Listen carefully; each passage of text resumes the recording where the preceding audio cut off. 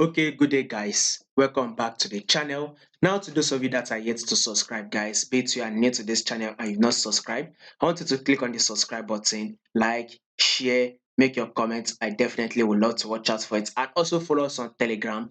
You will find the link to our Telegram channel in the comment section. So go to our Telegram, follow us on Telegram. I'll be putting out one or two useful information for you guys that would be needed. Now, let's take a look at GBP Swiss franc for this week. So let's start from this moment. We can see this moment from, we would say, October 2022, right? Market started ranging from this October level from 2022. We got to a level of 2023, and we can say currently we can see that market is ranging within this level, right? Yeah. So we will see this to be the resistance level, this level that we've highlighted up.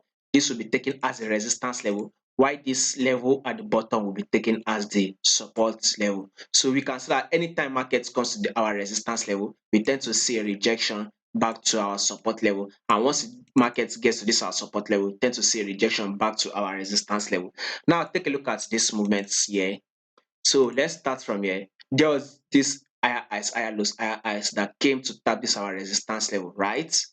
Then here comes the movement, lower lows, lower highs that came to tap this our support level, right?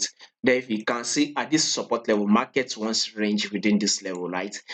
I call this the liquidity zone. If you understand liquidity, you understand where a lot of traders knows that okay, this is the resistance, this is the support level. Let us start stacking in on the buy. A lot of traders were coming in, a lot of traders were pumping their money in. Market was ranging within this level. So this is how market maker works, trying to bring a lot of people to start, placing in their orders, stacking it because they were hoping that okay, markets will go start pushing from this resistance level. Guess what the market did after that? It pushed up, it pushed down. What did the market do here?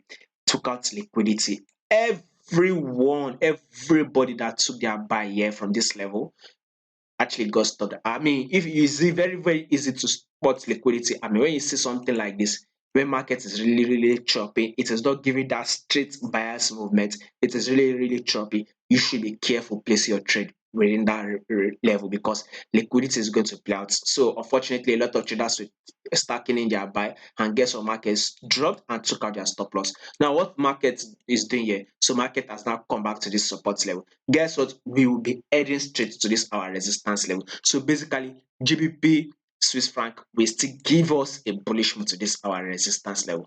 But for confirmation, we need to take out this previous highs here.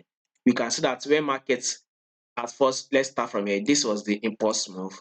This is the correction wave. This is the new highs, and now this is the pullback level. So markets must, it is a must give us this new highs, take out this previous highs.